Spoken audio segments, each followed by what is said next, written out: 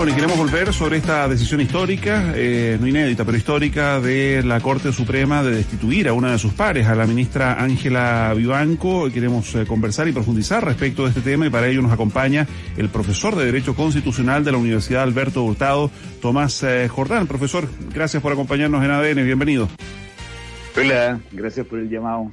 ¿Cómo está, abogado? Bienvenido. Lo primero, ¿cuál es su percepción, su opinión de lo que ha pasado hoy día con esta decisión del máximo Tribunal de Justicia de nuestro país? ¿Cómo lo pondera?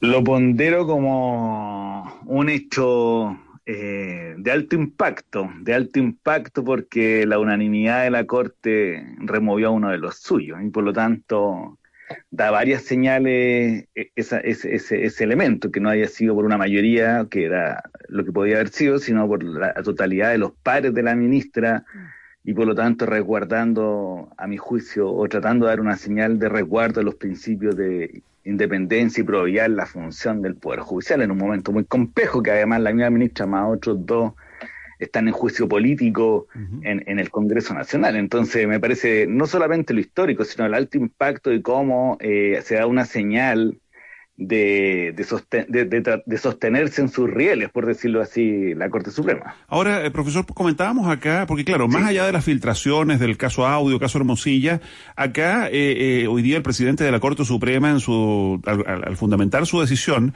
da cuenta de una serie de irregularidades, de fallos, de presiones, de llamados, de contactos indebidos, y uno se pregunta, más allá de las revelaciones de estas últimas semanas, ¿cómo nadie paró esto antes? ¿Cómo nadie levantó la voz, o si es que la levantó, no se hizo escuchar, para que esta suma de irregularidades no se concretara? Buen punto, porque tiene que ver con una cuestión que vamos a ver si se puede encaminar en un sentido correcto, que es cómo funcionan el Poder Judicial. Porque aquí, si uno mira lo que el mismo dictamen, el veredicto de la Corte, hay relatores que cuentan situaciones, y por lo tanto la pregunta es ¿por qué solo a partir de un cuaderno de remoción que se inicia como tú dices, por una noticia externa al Poder Judicial, tienen la capacidad o la valentía de hablar?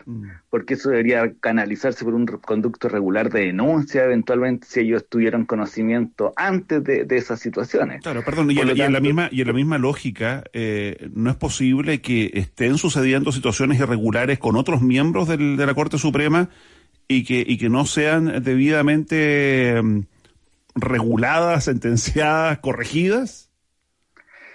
Lo que pasa es que eso no lo sabemos, al menos yo no lo sé. Lo único que está claro es que los casos que conocemos han sido complejos y por lo tanto queda una duda razonable, por decirlo de alguna manera. Lo clave está en cuál es la decisión que se toma a partir de estos casos que son muy complejos, es decir, sabiendo que hay circuitos extrainstitucionales para la toma de decisiones de ciertas redes subterráneas, va simplemente la remoción es la solución, o sabiendo que existen esos circuitos, que no sabemos si existen otros o no, tomar medidas para que esos circuitos no se produzcan, no generar de traba o tranca o barrera. ¿Me explico? Yo creo que ese es el camino. Es decir, cuando uno tiene un problema, pasó en el año 2015 con el financiamiento ilegal, no solamente que se tome una medida en contra del financiamiento ilegal, sino tomar medidas institucionales para cambiar la forma en que opera el sistema. En ese caso fue pasar de financiamiento público, o sea, privado a público. En este caso será mayor transparencia en los procedimientos, tanto en los nombramientos, en la rendición de cuentas.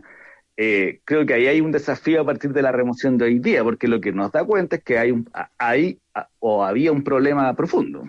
Ya, ¿usted cree que el Poder Judicial queda muy golpeado o con esto también, de tener una señal así de potente, salva de alguna forma su honra, su imagen pública? Porque aquí se mezclan las dos cosas. Me imagino que hay una convicción de los jueces de todos los actos reñidos de Ángela Vivanco, si no sería muy injusto que sea solo por limpiar la imagen, pero también debe haber un interés, como dice usted, de enviar una señal y de tratar de que el Poder Judicial siga gozando de prestigio y de respaldo ciudadano, de confianza ciudadana. Sí, yo creo que lo que sucedió hoy día es una consecuencia de un hecho grave, pero no alcanza a redimir, por decirlo de alguna manera. ¿Por qué razón? Porque es lo que hablábamos recién, que no sabemos si eso es solamente una situación o hay un problema institucional, y por lo tanto lo que tiene que hacer la Corte es estar llana a una solución institucional respecto a sus procedimientos de transparencia en los nombramientos, en la relación con el Poder Ejecutivo, en la relación con los nombramientos con el Poder Legislativo. Recordemos que hace una semana atrás los senadores tratan de echarle la culpa a la Corte y exministros de la Corte decían que el problema lo tiene el Senado, los nombramientos, por lo tanto, hoy día es una señal potente, clara, dando de autonomía, de que la probidad y la independencia judicial son clave, en el fondo en una situación que las pone en tela de juicio, remueven por unanimidad. Pero yo creo que el problema no es solamente una persona, eso sería una candidez pensar que una persona es el problema de una institución. Abogado, usted también como académico, ya decíamos, profesor de Derecho Constitucional en la Universidad Alberto Hurtado, ¿considera que una persona que ha sido removida con los argumentos que hoy día escuchamos puede seguir haciendo clases en la Universidad Católica en este caso? Chuta, lo veo difícil, la verdad. Yo creo que porque las universidades también tienen ciertas conductas éticas que resguardar.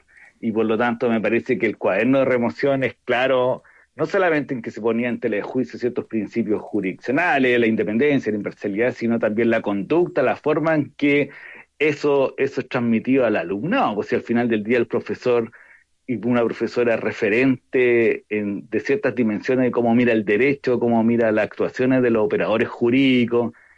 ¿Cuál es la señal? Pues yo creo que ahí está en tela de juicio cuál es la señal que una universidad, en este caso la Católica, y entiendo que la San Sebastián también es la profesora, quieren transmitir a su alumno. Yo creo que lo veo muy en entredicho. Ya, y hay un cuestionamiento al título, al seguir siendo abogada. Uno pensaría que un abogado debería tener una trayectoria intachable, y aquí obviamente no se da esa señal. Además que Ángela Bianco, ojo, va a tener que enfrentar también estas dos acusaciones constitucionales en su contra, que probablemente alguna de las dos pueda prosperar, digamos. Sí, o sea, pero lo que pasa es que ahí es otra dimensión que tiene que ver con un modelo del ejercicio de la profesión, porque recordemos que los abogados y abogadas no están obligados o no están sometidos a la tuición ética, por ejemplo, del Colegio de Abogados, donde esa conducta intachable, por decirlo de alguna manera, podría ser resguardada. Entonces, como hay una libertad profesional, más allá de lo que...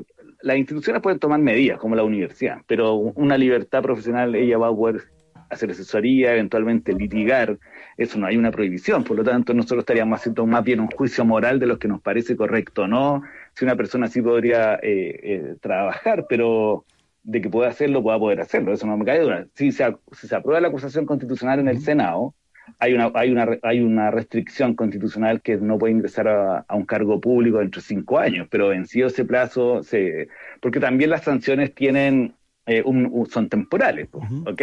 Entonces, en ese sentido, uno no podría decir condenar a priori de por vida a una persona que comete ciertas conductas que son reñidas con las normas de la Corte como con las normas constitucionales. Me parece que ahí hay que hacer una distinción entre la sanción que se le está aplicando versus una condena a cadena perpetua, por llamarlo de alguna manera, que no es el caso.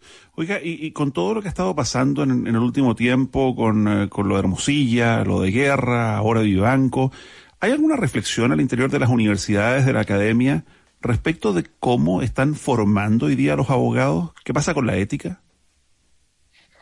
La verdad que no, soy sincero. Yo creo que sí se ha producido un impacto en los casos, porque al final uno es profesor, también a veces uno litiga y uno no sabe cuáles son lo que corre en los pasillos del poder, por llamarlo de alguna manera.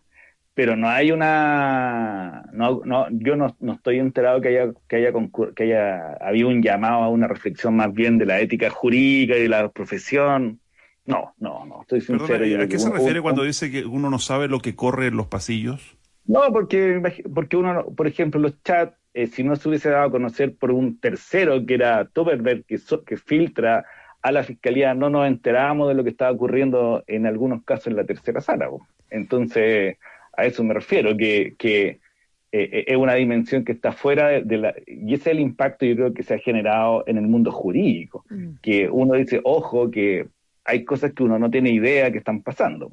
Ya, ahora, usted dice que en otros casos se generaron correcciones, como por ejemplo, ponía el ejemplo del financiamiento regular de la política. Usted está narrando lo que pasa hoy, pero no sé si lo que debería pasar, no sé si usted cree que debiese haber correcciones en este sentido, que a lo mejor se debería replantear la idea de tener una responsabilidad ética y de cuidar la profesión de una manera más fiscalizada, tal vez, ¿no?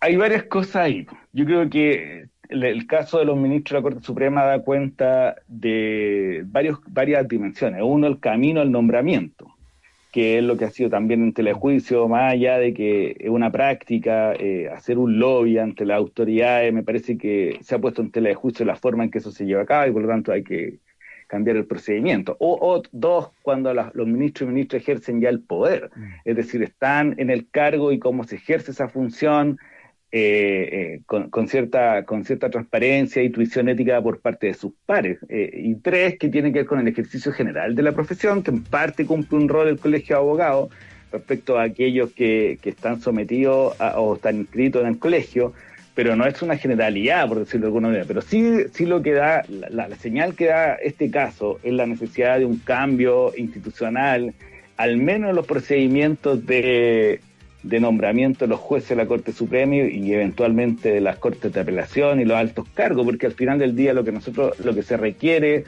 es incorporarse que la probidad como principio constitucional se exprese en ciertas regulaciones. Ya, pues. Que es lo que ahora habla bien sí de los poderes del Estado que toman decisiones y reaccionan frente a los problemas. Muy bien, pues Tomás Jordán, profesor de Derecho Constitucional en la Universidad Alberto Hurtado, de nuevo gracias por estos minutos en Radio ADN. Sí, muchas gracias a ustedes, que estén muy bien. Gracias, que le vaya bien.